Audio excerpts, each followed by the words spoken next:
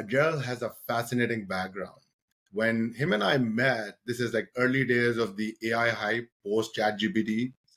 He was already accomplished as someone who was in product management, in engineering, some of the big names in fintech and healthcare, and was working in AI and data science already. And then, like many of us crazies, he said, no, I want to go build something of my own. And not only just build something of my own, I want to do something that is purpose driven, that helps build money in this AI space, but also helps others, individuals, especially when you think about mid career, mid level to executives who are like in this market. How do we position ourselves for higher paying jobs, and how do we become magnets for companies that we want to be part of when everything is uncertain right now? And he put everything in to say, this is what I'm going to build.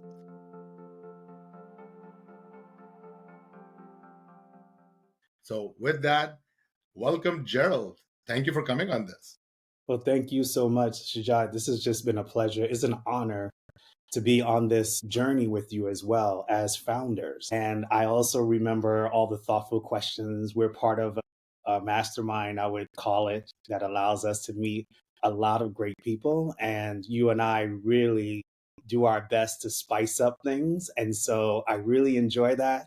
And I enjoy how we've blossomed as friends and also colleagues.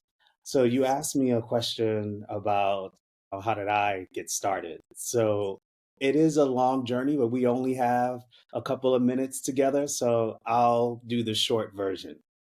So initially, I started out in electrical engineering, and then I did mechanical engineering, and then software engineering. In all areas, I did get degrees. My last degree was in software, on the software side. And when I first started out, I had a great opportunity to work on both sides of the engineering spectrum. The side where I was building copiers and printers using mechanical devices and troubleshooting with electrical devices. And then my manager's like, you're really too good at the troubleshooting. You should go into software.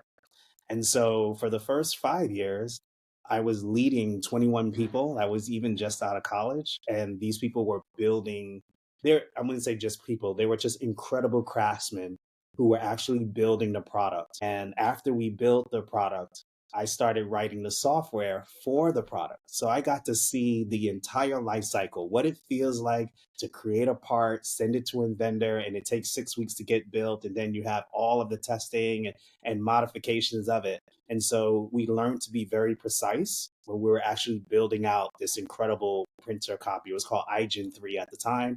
It was one of the first printers that can print color front and back and do 100 printing pages per minute. When we first started, it took us almost a year plus to just do the design. The next 2 years, we built one prototype. And then Wow. after that, when I left Xerox 13 years later, we were building close to 92 a day.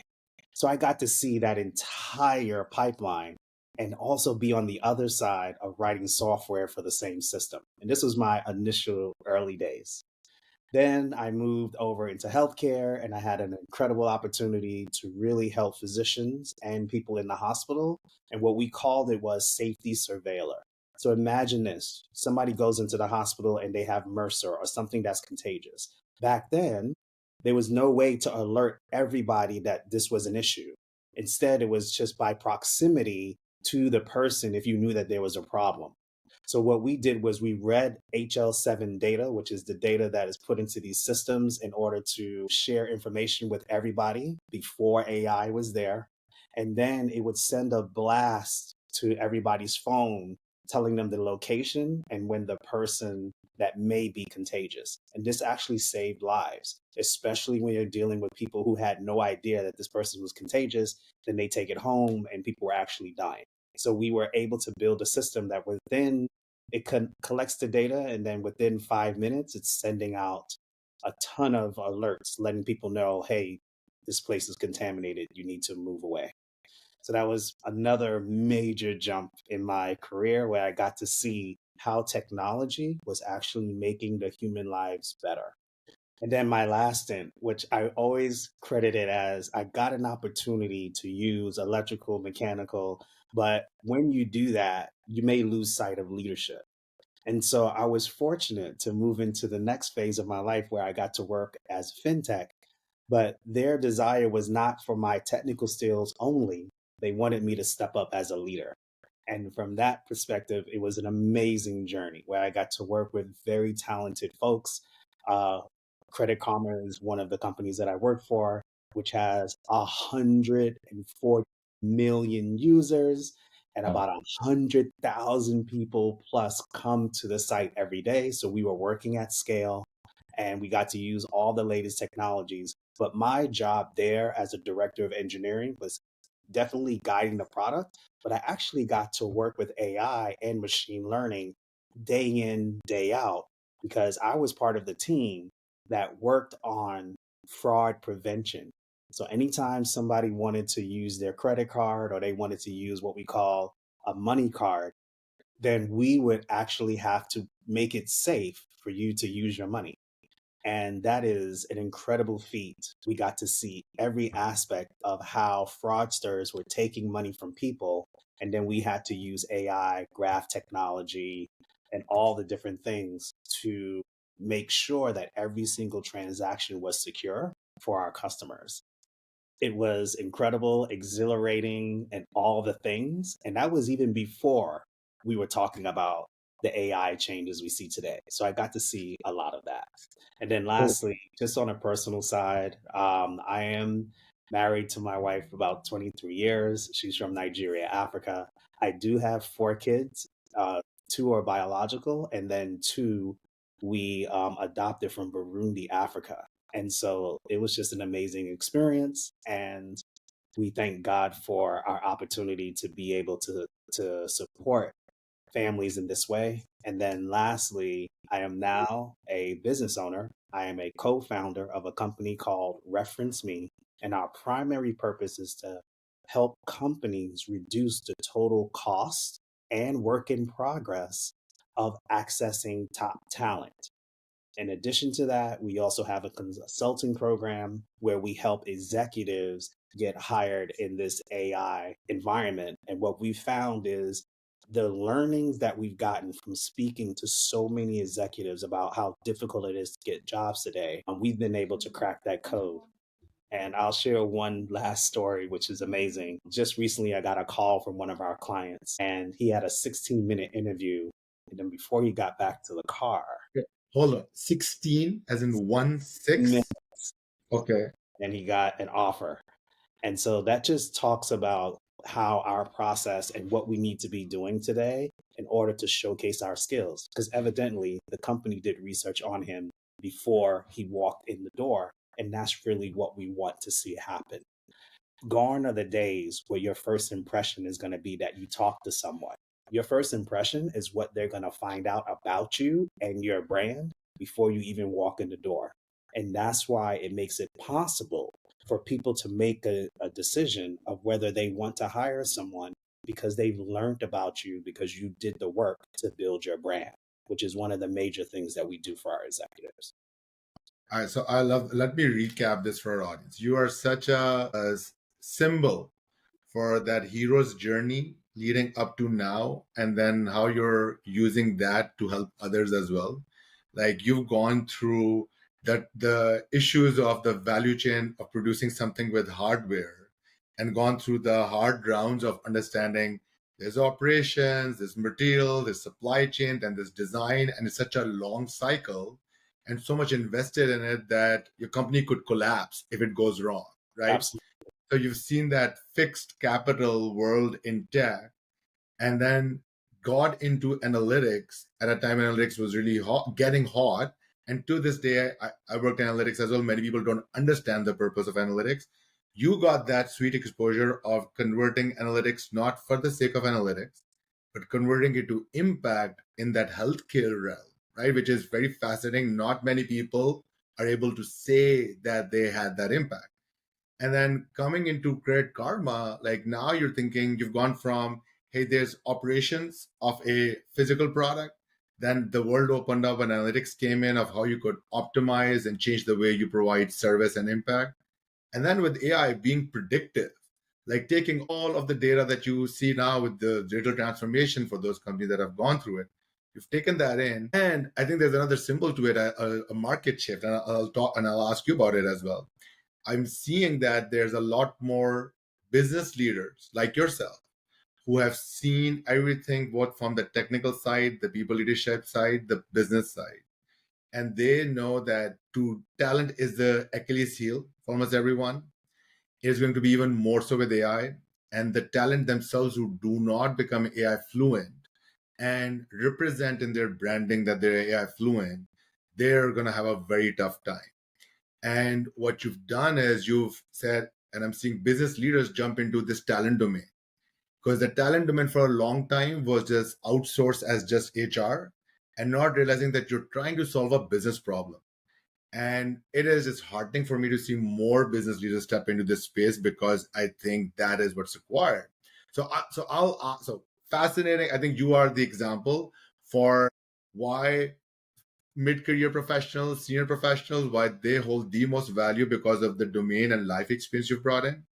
And then you flipped it to say, all right, how do we stand out and how do I help you stand out? So I guess the first question is, I mean, the market is tough right now. Many people are feeling the pain. You've seen some great client stories go through it as well. So guys, let's level set for those who are not aware. What does the market look like right now based on what you're seeing and the company, the people that you're helping?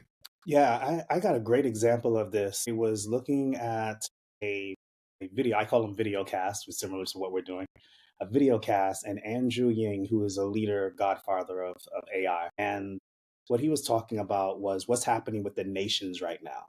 You have one nation that really believes in AI and they're changing their infrastructure in order to make the nation better. Right now, it's hard. But in 2 to 3 years, the benefits of actually using AI will affect cropping, will affect hiring, will affect the power grid, will affect every aspect of their life and make them more compatible to what the future is going to bring.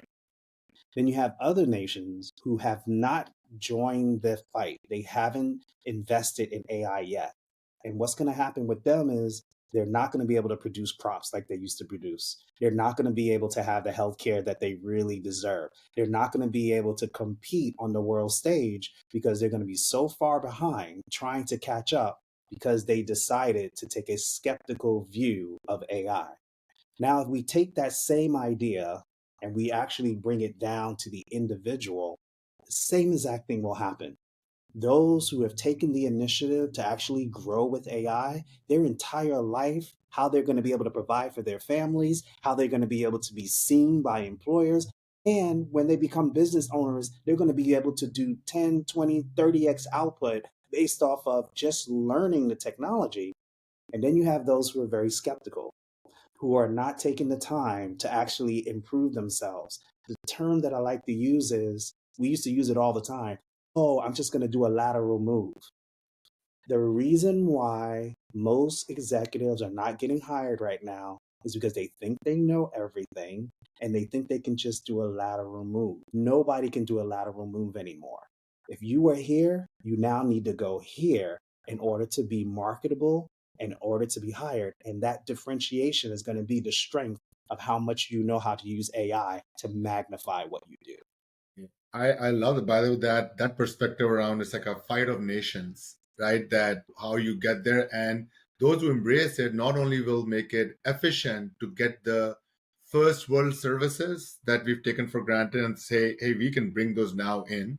So there's like a level playing field. And on top of it, we will create that upside, that sort of blue ocean that others have missed, because now with AI, there's the upside as well. It makes us faster and cheaper, but also helps us go further as well. So how, when you see that differential, how, so what are like few things that you think that are missing for what people are not able to close that differential?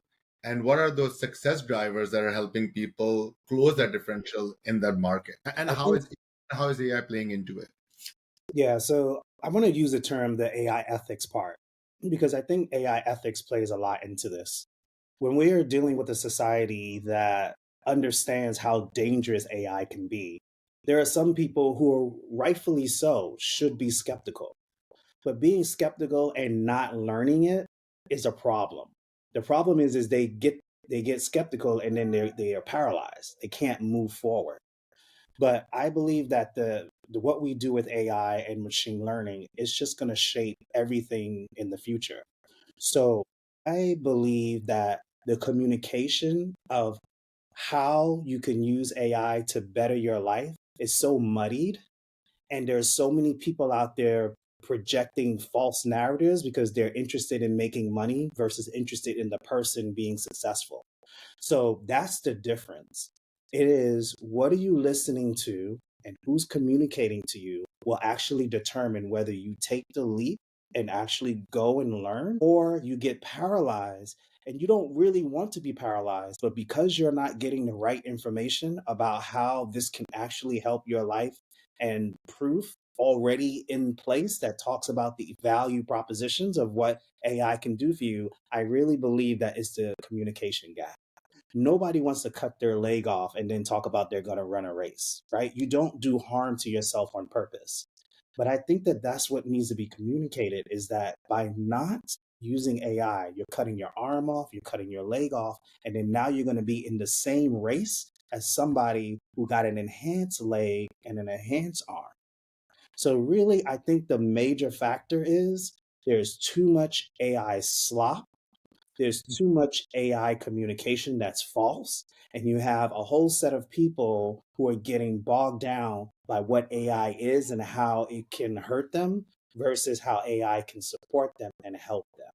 And until we start having more regulation around how AI results are shared and how AI is communicated in the learning sector as well as in the application sector, I think that we're going to still have this big chasm between the people who got the correct communication and started moving forward and improving their lives versus those who got poor communication and they are stagnant. And that's what I see. Okay, so what I'm hearing is it's mindset. There's mindset around how do you look at AI. Even if you are skeptical, I call it anxious warriors in a company, right? They're like, hey, my job is going to go away, but I'm still skeptical of AI. Either I'm just going to completely ignore it, or I'm going to do a little bit of it so that I can just look busy and that I know something about it, which is where the AI slop is coming in.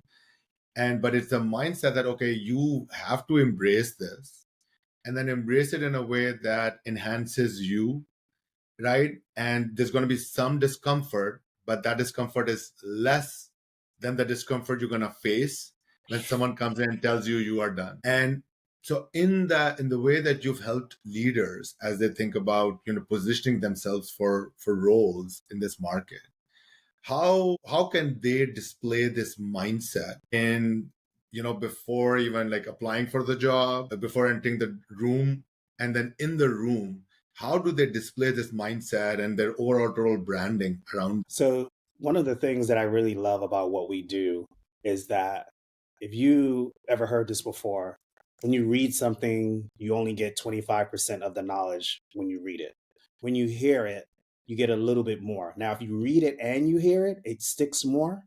But then they have the visual side of it. Then, if you put reading, hearing, and vision, then you have maybe 50 to 60% cognition and ability to recall. But when you apply it and it's for a purpose or a role, then it really sticks.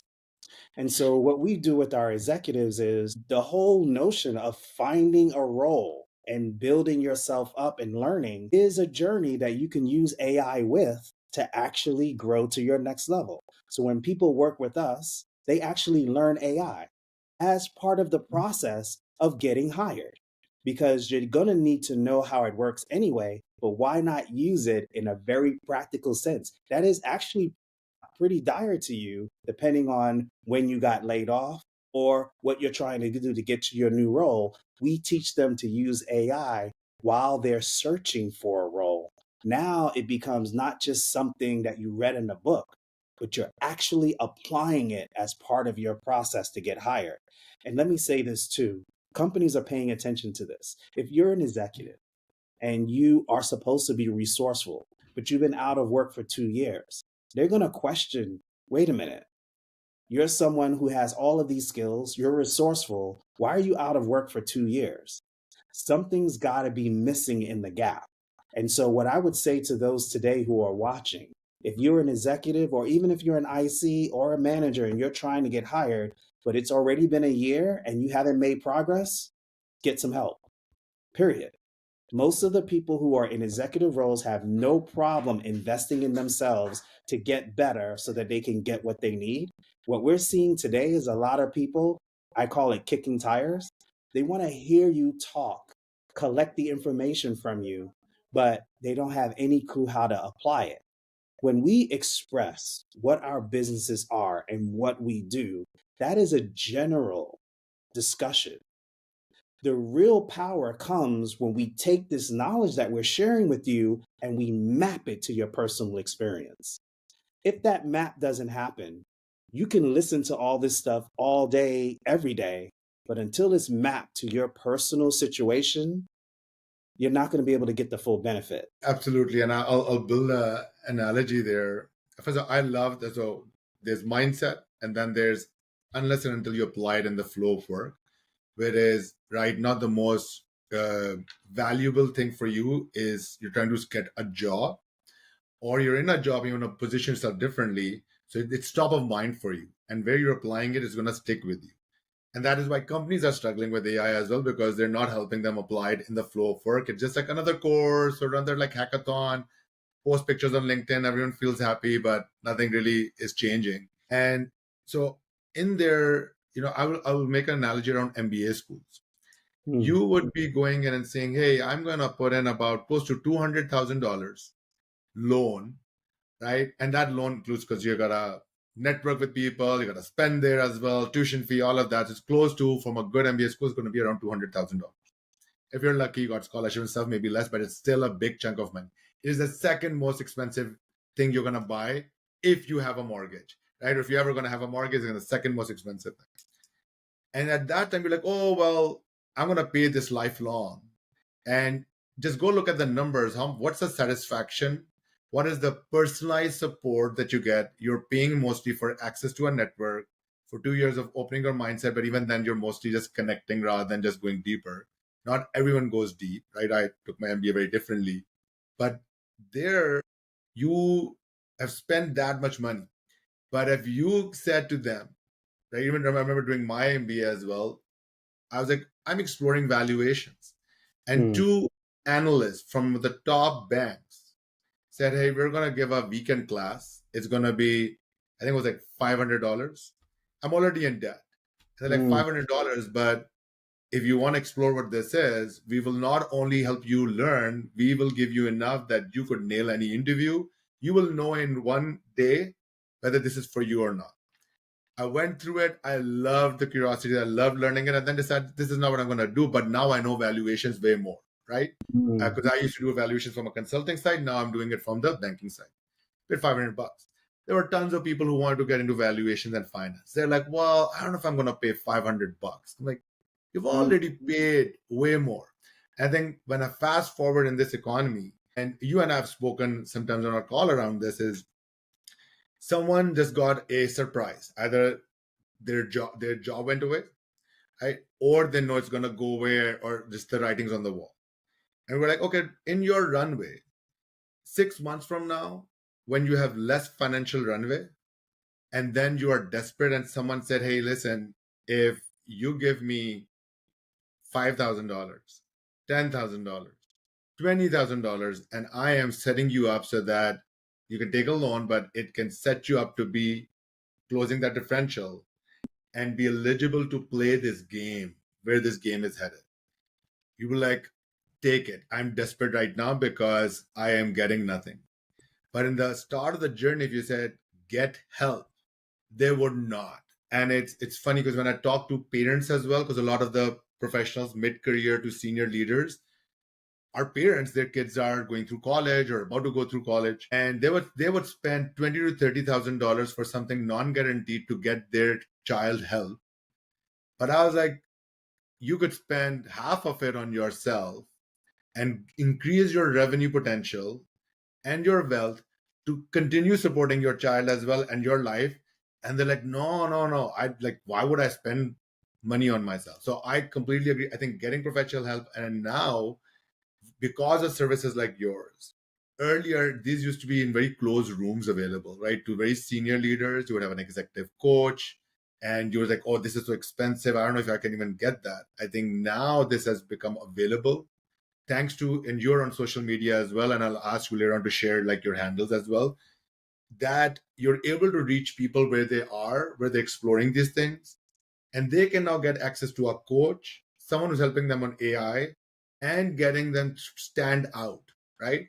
And I'll end my spiel with this: is like, I help mid career professionals from a different lens, but when someone asked me recently, is like, if you were to apply, I haven't applied for corporate jobs for like a year and a half now, but like if you were in this game, what would you do? I'm like, I may not send a resume or a LinkedIn at all, because if someone said, hey, for a year and a half, 2 years, you were building something, sure, we get it, but you were out of the corporate job market. And now you're coming back. So what did you do? And I can talk about it, but the best way is to show. I would send people a custom AI agent that represents me, Mm. that has all the knowledge. I will send them the documentation as well, so they know that there is no AI slop here, and say, hey, I'm going to save you time. You have whatever questions you have. This is me. Talk to me. This is like customer Shujat bot. And that will give you an idea of what I've done, what's my perspective, right? And what I'm building right now. And then you will know, compare this to anyone else, and you'll know I'll stand out. And in that process, I've showed you what? Hey, I've built everything That's that you right. would have wanted someone to build inside a company, and do it and package it. And the cost of doing that has gone down, right? But I think it comes back to, you need to have a mindset, you need to have applied in your flow of work, and then said, hey, I'm not just going to resume on LinkedIn, I'm going to stand out. So I hear you. I think get help. Get help. I think that that's coming too. I think the arms race in AI and especially in the hiring sector, that's coming where you will have to provide a AI chatbot and they will have a reviewer that's AI as well. So when you share yours, they'll share theirs and then they'll filter down people, then they will bring them in. So the first guard is going to be them being able to get some information from you before they make a choice. And this is another huge aspect of just humanity. Imagine two types of people, one that is AI savvy and the one that's not. It would be almost like they're a completely different species. This species has sort of a chip in their head. And I hate to say it that way, but it's coming, right? This species has a chip in their head, which they have the world's knowledge at their fingertips. And then they're interacting with someone who doesn't have the chip. I actually seen a movie like this recently. And it changes the entire dynamic. There's a sense of feeling inferior off the bat. You know you're not inferior as a human, but when somebody can recall information at the drop of a dime in every subject that you have a conversation with, all of a sudden they're a whole different species. And if we're not careful, that is what's going to happen. Okay. They will treat you differently because you didn't develop like you should have developed when you had the time. It is. And first of all, I'm a movie buff, so you got to tell me what was the movie name. I'll go watch it. Thanksgiving break. So it's really interesting. It's just, I get it. I get the skepticism, but I think we had enough time to be skeptic. We need to actually get on board and start embracing what this change is going to look like. Let me express something that I heard the other day. I probably heard it a month ago, where Jeff Bezos was saying, we will have data centers in space. See, the issue now is all the technology and the energy grid, and that's preventing us from actually expanding as fast as we want to expand. So now they will ship the components in a rocket into space. The rocket, the components will assemble themselves and they will have as much energy as they need to in order to actually run millions and millions of LLMs.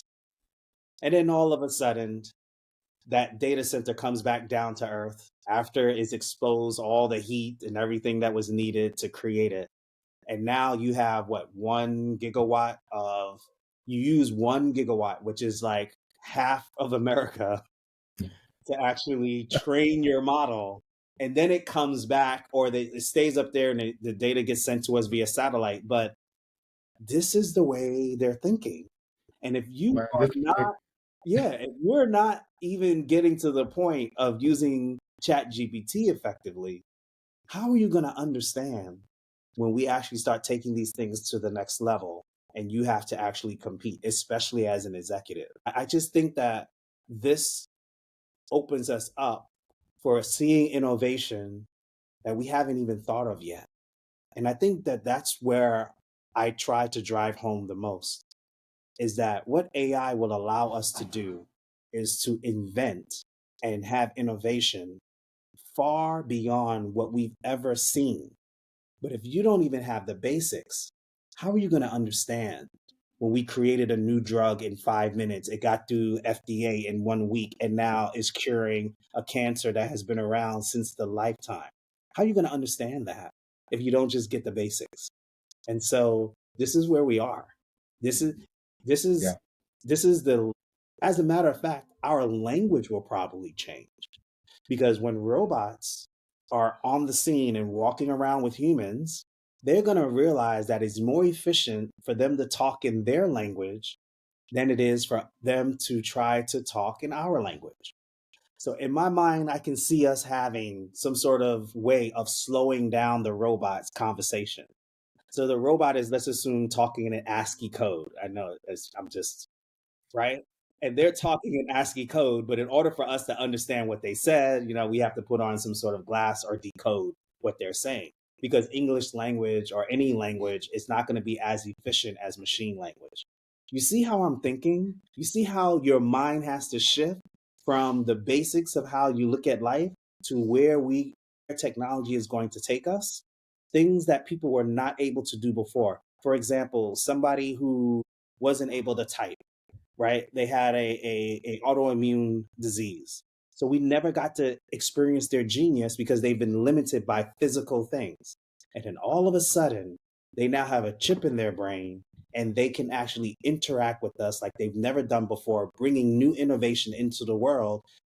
That's one thing. Another one that I've been fascinated about is dolphins and how they communicate. And now we can actually translate what dolphins say into human language to get a sense of how they're so coordinated and how I'm just like, you all need to get involved with how AI is changing the landscape. Oh, Okay, there's so much there. In fact, I love that. So I will share my initial reaction, then also ask a question around this. So I'll go towards the end.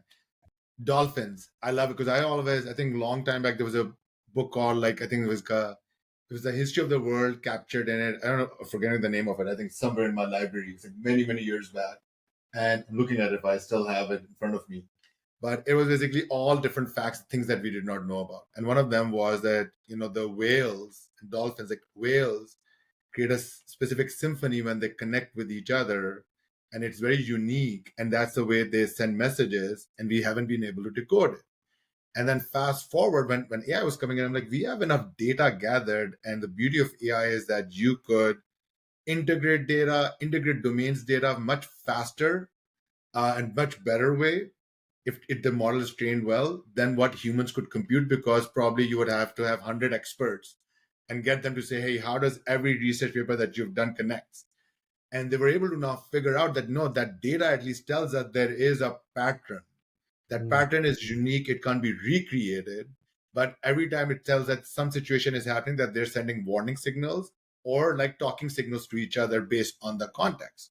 And that's why we could not regenerate that symphony. So that's fascinating what you could do with it. And then on second one, I think there's a level playing field that it is creating. And to take it even just like a simple example for people, right? I Was getting my so websites, for example. You talked about language. AI doesn't care what your website design is. You need to have a website right now because humans are asking and they're used to it. The way AI reads off from it, it completely changes the way the UX is there. So if someone was looking at my profile, they'll have to go through the YouTube articles I've written, LinkedIn, all of that. But a human won't be able to make sense out of it. They'll be like, all right, is there a website? Can I what's my look and feel of it? AI doesn't care about that.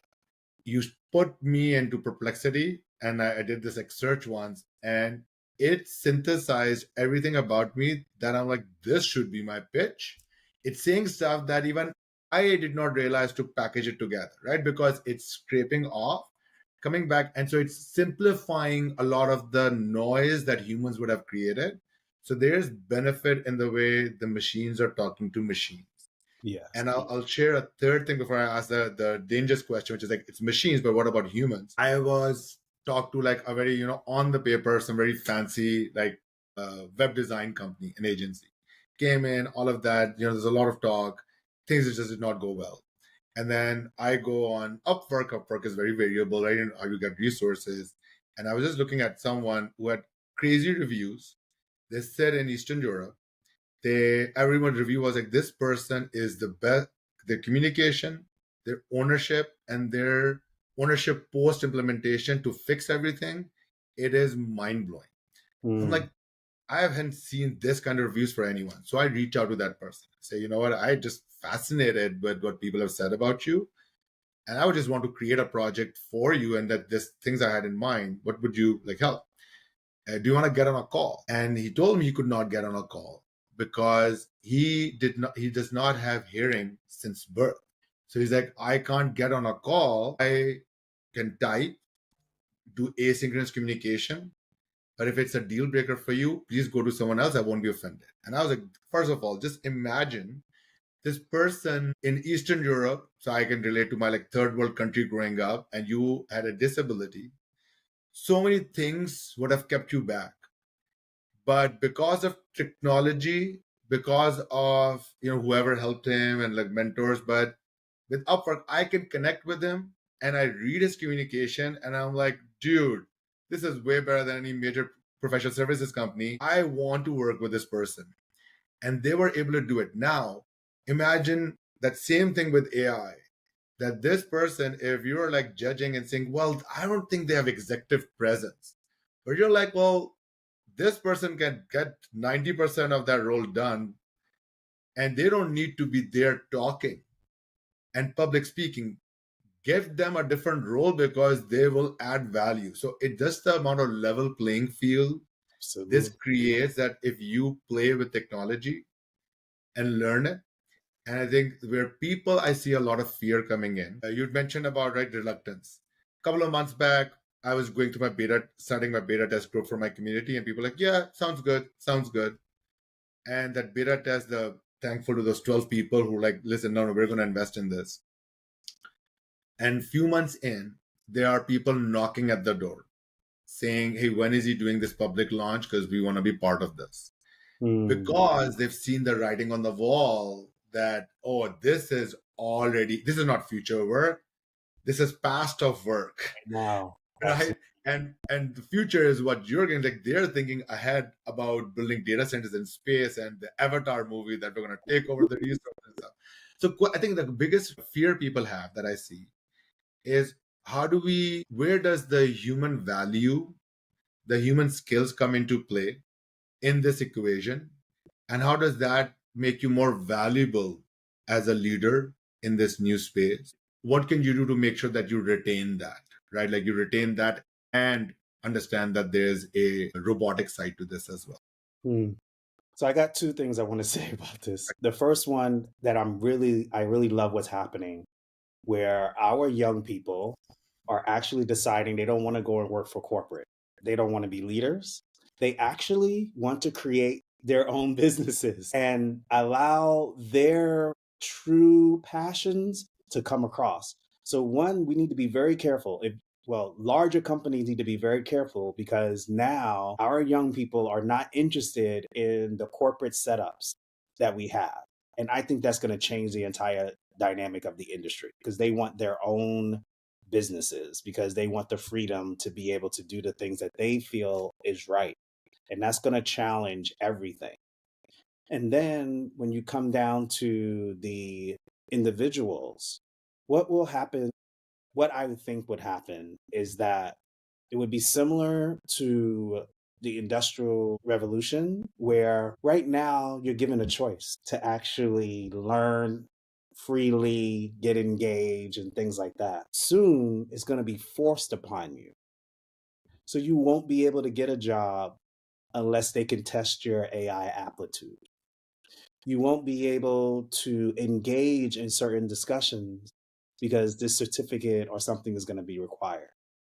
I think that we're getting to a place where people will not have much of a choice to stay the way that they are, and they're not going to like the forced way of improving. Think about it from the healthcare perspective. How many things do they force us to do first before we can actually get the services that we want? So imagine you are on a healthcare plan and it's going to require you to share the conditions that you have and share your lifestyle and share all of these things in order to actually get healthcare. I see the same thing happening now when it comes to certain areas of technology. That is going to be a forced thing. Right now, you're learning and you have the freedom to learn. I think that eventually companies who want to pay you, they're going to require certain things. And I don't think it's going to be having a full degree. I don't have anything wrong with getting degrees. I think that is important that you learn how to structurally grow and mature, meet people, and know how to learn and have some rigor to how you're being trained. But I think the entire educational system is going to change. I think that everybody will be able to have personalized learning, the way that they learn, and it will even include cultural things that make it easy for you to actually pick up and learn because we're able to tailor these things personally to you. So, last question, humans and robots, where do you see us? How do we fit into this picture? The way that I know that we fit into this picture is all the things that robots can't do. So, they don't have empathy. Empathy drives everything that we do. And if you go to any of the sci-fi movies, they'll tell you like they pretty much can implement anything, but they cannot manage empathy. They can fake it, try our best to train it to have empathy, but it won't have empathy. Then number two, a lot of the things that we create, like we created the AI, we created the robots, right? And yes, at some point they're going to be able to reproduce after themselves, but a human way of creating doesn't require prior knowledge. Think about that. And what I mean by prior knowledge, it doesn't require a domain expertise in this one area in order for me to build something in that area. There are mothers who have had done more inventions for society than any other place. And you know how they were able to do it? Is because they were a mom. And having that experience as a mom helped them solve problems for moms. So no matter what you give a robot and no matter how much information you give it, it's never going to have the same innovation that a mom has. And that's what humans, in my opinion, bring to the table. I think everything gets cheaper with robots, but that's because it's going to use stale data. Humans will take in new data, adapt, collect information from other places, know how much information is enough in order for them to innovate, whereas a machine would never be able to do that. So, my prediction, we will pay less for anything that's robotic. We will pay extraordinarily more for those who can actually think and innovate based off of their human essence.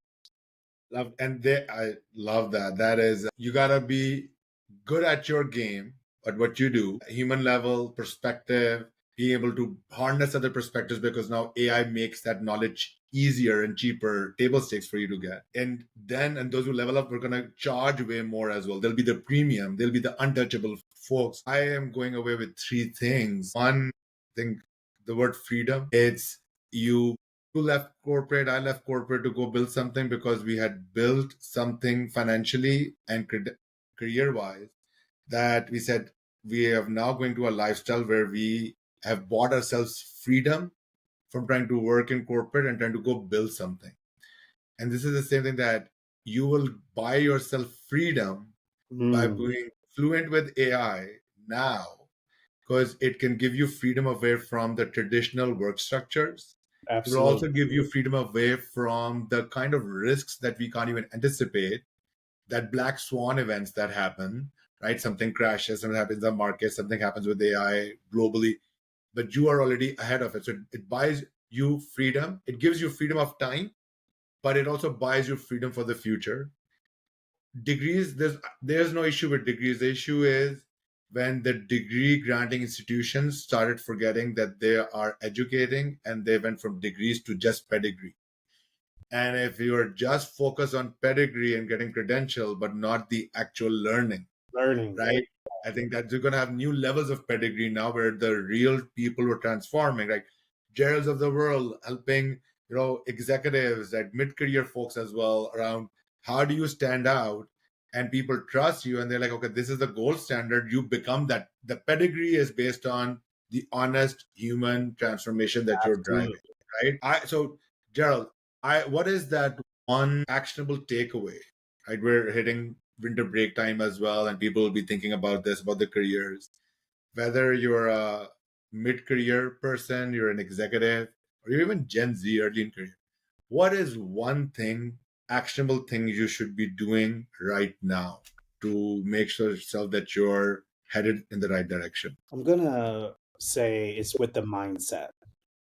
You need to be extremely curious and reserve judgment. If you can be extremely curious and reserve judgment, it will take you way farther than a degree can take you. It'll take you farther than the experiences that you get at a company.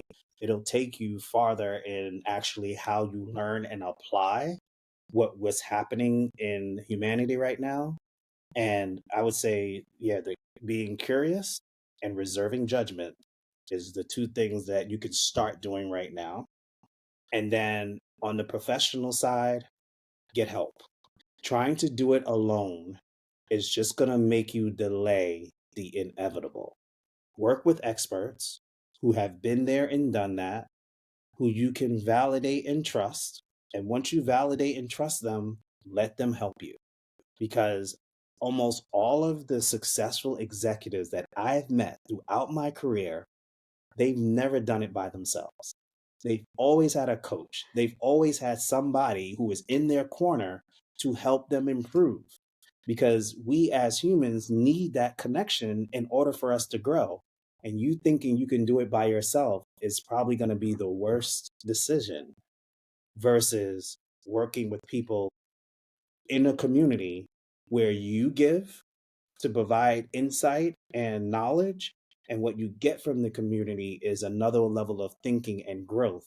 And that's where the curiosity and reserving judgment come Okay, I'll wrap that up with be curious, not furious with AI. in. Be the fast and the curious, not the fast and the furious in this domain. And I think that other C is community. Like find others, they will help you get better. You will also find that humanity. You will see, and I'm already seeing like in the community business I'm building as well, that when people talk to each other, they're like, oh, there's a shared purpose, shared interest, shared perspective, shared fears as well.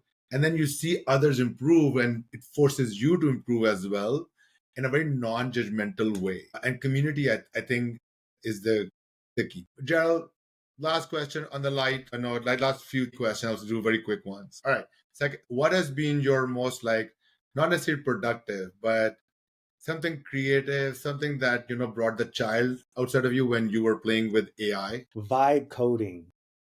Okay. First of all, I'm a programmer, so I have no problem sitting down and writing code.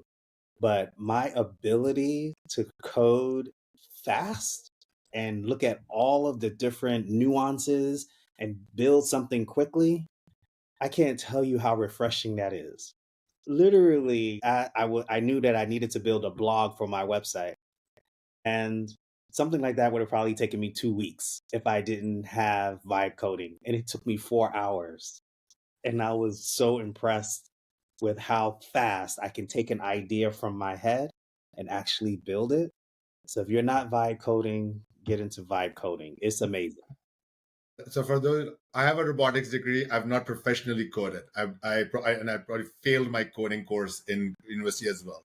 But I think it is the vibe coding has unlocked like stuff that even for fun. So I'll say my play one was big cricket fan, and then you know how cricket fans from Pakistan, India, they get really, really emotional, and on WhatsApp they will send messages and throw comments at each other and stuff like that. So I, because of learning with AI, I found it very easy that you could just build stuff easily. So I built up like a chat agent in WhatsApp. Did not tell my friends that this is AI. I just said, hey, just chat with it. And what it would do is it basically do banter against you on all the BS you were saying and the myth busting it would do for you. And they're like, what is this? And I'm like, I just built it while on a trip. I'm like, yeah, I just did it in a few minutes. I just figured out what the custom prompts were, put it in. So that's been the fun part of messing around with it. I love it. All right. Okay. Last thing. I know you're going to be traveling as well in the winter break. What I love travel. I love international travel as well. What is being your best location to travel to, or maybe the one that you're traveling to right now? Yeah, best location. Most memorable, most favorite Yeah, one. the most memorable for me, and it'll always be this, is when I got married 20 plus years ago. We took the 7 day cruise and we got to go to different places: Belize, Jamaica, Cozumel, Mexico, Grand Cayman. And from that time, we've taken many cruises since then. So honestly, it's not a destination for me. I really enjoy the cruises and going to different places. And I'm excited because one of these days I'm going to get a chance to go to Alaska, do the Alaska cruise.